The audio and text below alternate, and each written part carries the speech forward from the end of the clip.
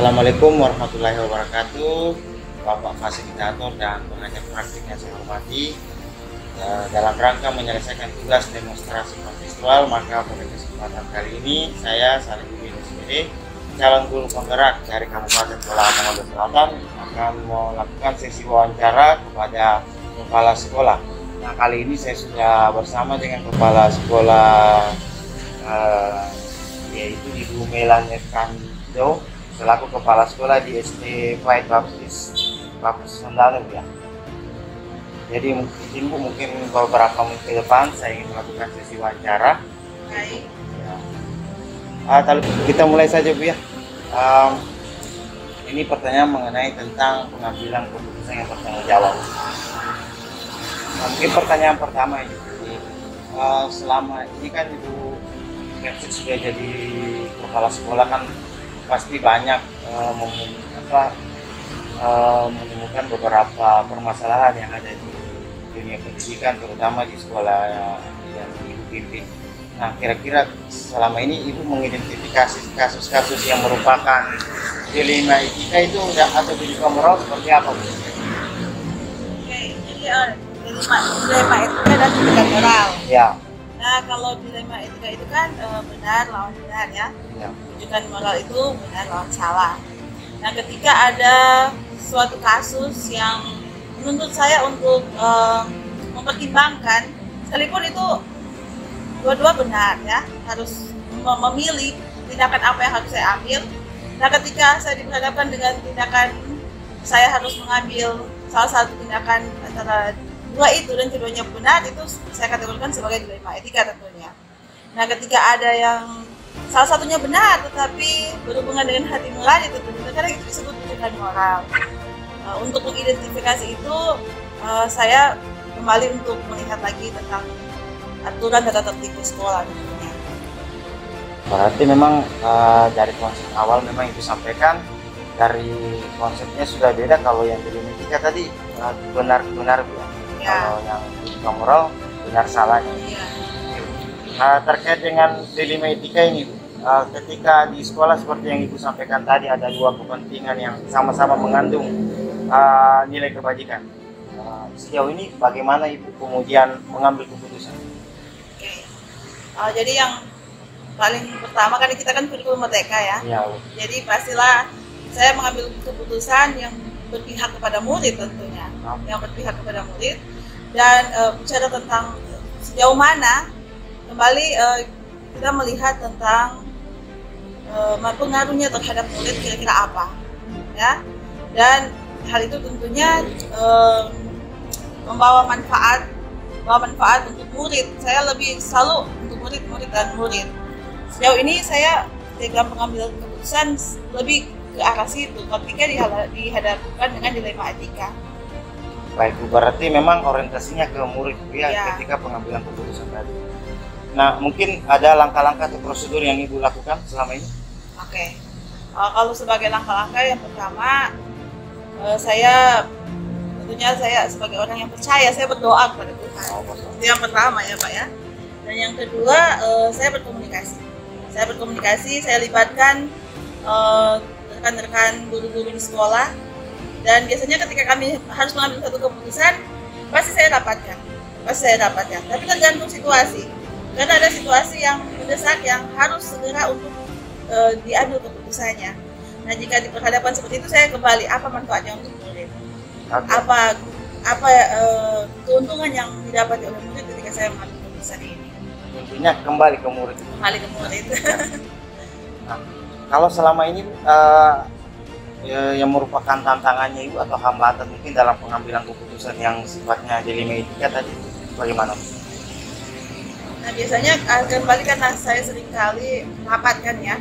Jadi nantinya ujung-ujungnya ada voting di sana. Jadi ada yang guru-guru maunya seperti ini, misalnya yang sebagian maunya seperti ini. Gitu. Jadi kan saya sebagai seorang pemimpin, saya harus mengambil keputusan. Nah, ketika seperti itu, saya percaya bahwa dalam pengambilan keputusan kembali ke kepentingan murid. Jadi ketika sudah melewati itu, sudah tidak ada hal yang menguntungkan murid, berarti itu sudah di-dis keputusannya. Nah, kembali kepada murid berdasarkan hasil pendapat masukan dari guru. Luar biasa itu karena UKEP sudah mengakomodir semua pendapat-pendapat dari guru-guru ketika mengambil sebuah keputusan. Ada jadwal Ibu Kep biasa buat kalau misalnya membuat menyelesaikan kasus, ada jadwal tersendiri atau gimana? Kalau bicara tentang kasus memang dia ada yang bersifat mendesak ya, harus diambil keputusan segera. Misalnya ya kasus misalnya melanggar tata tertib tentunya ya kita harus langsung saja ambil keputusan karena kan sudah ada tata tertibnya jelas, dan tata tertib ini saya sudah sosialisasikan kepada guru-guru, orang tua, siswa, dan juga kepada elemen pendidikan tentunya, baik itu saya teruskan kepada pengawas dan lain-lain sebagainya. Tetapi ada kasus-kasus yang membutuhkan waktu dalam pengambilan keputusan. Itulah yang kami bahas kadang-kadang dalam komunitas belajar yang ada di sekolah kami. Jadi saya sharing dengan teman-teman di komunitas ini, dan tentunya kegiatan komunitas belajar dan rapat berbeda ya. Oh iya. Nah, jadi ketika ada yang kasus misalnya kami harus membahas secara berefleksi, kami bahas itu di komunitas belajar. Tapi kalau ada kasus-kasus pelanggaran moral ya itu di bagian rapat. Itu yang kami lakukan selama ini. Baik Bu. Dari tadi ada di bagian, kemudian di rapat, kemudian di guru-guru, kemudian di komunitas. Di luar itu ada mungkin yang biasa kadang membantu Ibu untuk menyelesaikan kasus yang sifatnya di lingkungan di luar lingkungan tadi disebutkan di komunitas, kemudian di guru-guru dan sebagainya. Mungkin biasa. Kalau saya orangnya suka sharing sebenarnya tanpa menceritakan rahasia orang gitu ya. Iya. Jadi kalau saya sharing, biasanya saya sharing yang paling utama ke keluarga saya ya, kepada suami saya. Ini kan dukungan yang sangat dibutuhkan adalah keluarga tentunya. Dan juga saya sering-sering kepada pengawas sekolah. Kira-kira kalau seperti ini apa? Dan juga ada kami kan punya kelompok kerja kepala sekolah kan. Nah, saya sharing kepada mereka kira-kira kalau kasus ini terjadi di sekolah Bapak Ibu bagaimana, sehingga ada hal-hal best practice yang mereka sampaikan dan itu sangat menarik untuk